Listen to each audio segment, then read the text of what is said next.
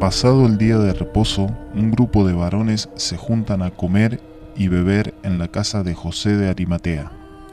Este, junto a Nicodemo, otro miembro prominente del Sanedrín, fueron a los que envolvieron y sepultaron el cuerpo de Jesús luego de habérselo pedido a Pilato.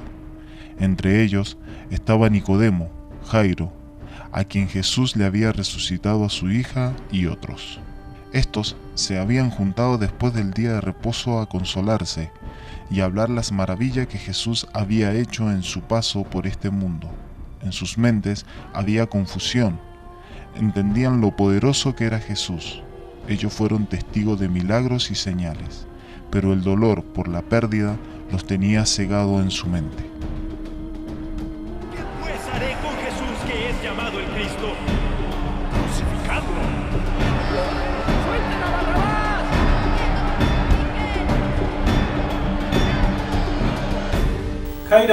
Jairo. Sí, José. Bendice a Dios por los alimentos que provee, el dueño de todo lo que existe. Amén. Jehová, de la misma manera que nunca les hiciste faltar a nuestros padres, siendo tú el dueño de todo lo que hay, te agradecemos por tu providencia, porque más que nuestros padres nos serviremos. En esta mesa hay más que pan y agua.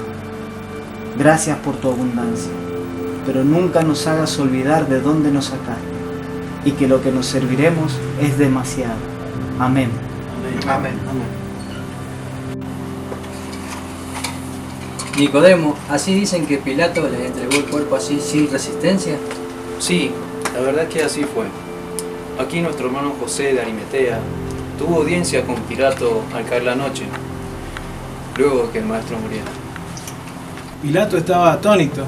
Nadie le había informado que Jesús había muerto. ¿Cómo? ¿Cómo es eso? Entro todo riguroso y le digo: Pilato, ya sé que no soy familiar de Jesús, a quien crucificaron injustamente, y lo sabes. Todos sabemos que este no era un criminal. Pilato me miró atónito. ¿Atónito o molesto por el reclamo? Atónito, mi querido hermano, atónito. La verdad que nadie le había dicho que Jesús había muerto. ¿Puedes creerlo? El que tiene el control de la ciudad y no sabe lo que pasa en ella. Pero encima fue tan evidente el ascenso del Rabí. En ese mismo instante casi se abre la tierra. ¿Ustedes vieron cómo se cerró el cielo? Estaba yo en la sinagoga y lo más inusual es que el velo se rasgó de arriba abajo. Esto es lo que sucedió. Debe ser que nunca pensó que Jesús iba a morir en 6 horas. Recuerden que hay condenados que duran días colgados de una cruz. Sí, pero no recuerdo de ver a alguien que lo hayan torturado tanto como Jesús. Con él hubo un enseñamiento que aún me duelen los ojos con solo recordar todo lo que vi. Tranquilo, mi hermano. Por lo menos pudimos envolver su cuerpo con unas sábanas limpias y nuevas. Lo llevamos junto con José al sepulcro. Además, habían unos criados que nos ayudaron a mover una piedra gigante. No vaya a ser cosa que alguien robe ese cuerpo que duerme. Aún no entra en mi mente. No lo puedo entender. Pocos saben del milagro que hizo con mi hija. Ella había muerto. Muchos la vieron. Mi esposa estaba allí cuando ella murió. La multitud no lo dejaba avanzar. Yo trataba de apurarlo para que llegáramos a mi casa. Pero la multitud quería el milagro de él. En ese momento, el maestro dijo que alguien lo había tocado. Yo le dije: maestro, están todos apretándote. Me dijo: no. Se refería de una manera especial. Yo recuerdo eso. También estaba entre la multitud la mujer que tenía la enfermedad del flujo de sangre. Ella creyó en Jesús y fue sana. Parece que llevaba muchos años así la pobre. Eso fue lo que dijo el maestro. En ese mismo instante llega mi criado más fiel. Sí, a darte la noticia más trágica. No sabía ni cómo decirlo. Lloraba, desconsolado porque la niña ya había muerto. Todavía puedo recordar el dolor que había en tus ojos. En ese instante Jesús dijo: tranquilo, solo cree. Él era el Hijo de Dios. Porque yo le creí, patrón. Nunca sentí tanta paz en un momento tan trágico. Yo aún temí. Esa paz de la que tú hablas la sentí. Pero pensaba en el desconsuelo de mi esposa. Llegamos hasta mi casa, pero aún había mucha gente ahí. Entramos y el maestro dijo la palabra en arameo: Talita Kumi. Niña, a ti te digo, levántate. Asombroso. Y mi hija se levantó. Yo la vi. Jesús tenía el poder para hacer vivir. Por eso no entiendo por qué no destruyó toda la maldad de los necios y se bajó de esa cruz. La tierra retumbó cuando cerró sus ojos. Por eso no entiendo por qué no mostró su poder ahí.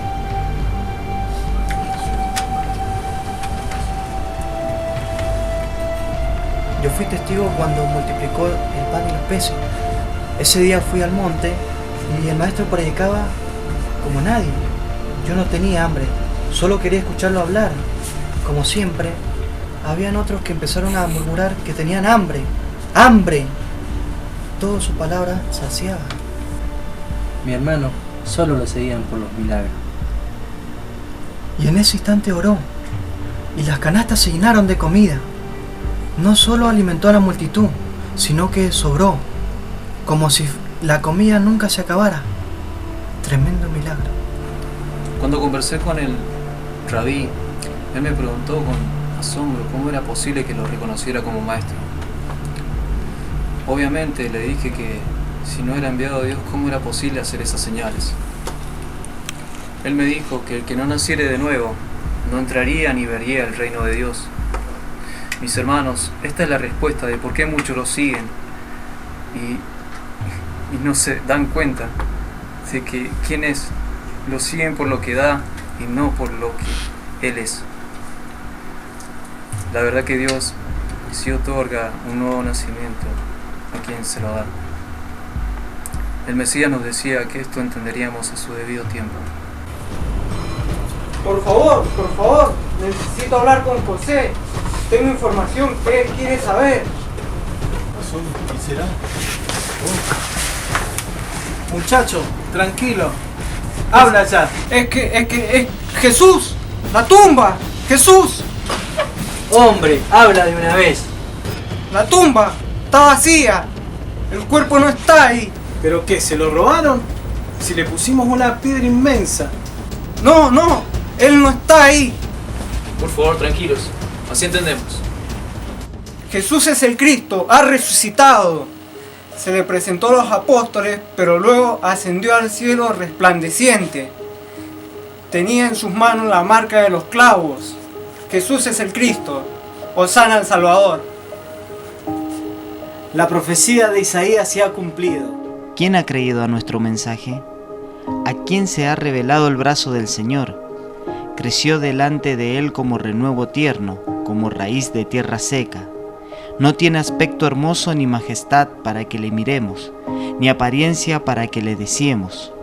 Fue despreciado y desechado de los hombres, varón de dolores y experimentando en aflicción.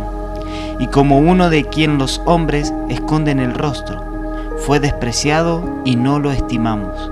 Ciertamente Él llevó nuestras enfermedades, Él cargó nuestros dolores. Con todo, nosotros le tuvimos por azotado, por herido de Dios y afligido. Mas Él fue herido por nuestras transgresiones, molido por nuestras iniquidades. El castigo, por nuestra paz, cayó sobre Él, y por sus heridas hemos sido sanados. Todos nosotros nos descarriamos como ovejas, nos apartamos cada cual por su camino, pero el Señor hizo que cayera sobre Él la iniquidad de todos vosotros. Fue oprimido y afligido, pero no abrió su boca, como cordero que es llevado al matadero, y como oveja que ante sus trasquiladores permanece muda, no abrió Él su boca. por opresión y juicio fue quitado. Y en cuanto a su generación, ¿quién tuvo en cuenta que él fuera cortado de la tierra de los vivientes? Por la transgresión de mi pueblo, a quien correspondía la herida. Se dispuso con los impíos su sepultura, pero con el rico fue en su muerte, aunque no había hecho violencia ni había engañado en su boca. Pero quiso el Señor quebrantarle, sometiéndole a padecimiento.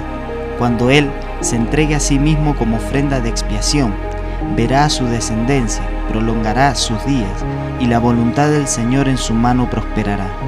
Debido a la angustia de su alma, él lo verá y quedará satisfecho. Por su conocimiento, el justo, mi siervo, justificará a muchos y cargará las iniquidades de ellos. Por tanto, yo le daré parte con los grandes y con los fuertes repartirá despojos, porque derramó su alma hasta la muerte y con los transgresores fue condenado, llevando él el pecado de muchos e intercediendo por los transgresores.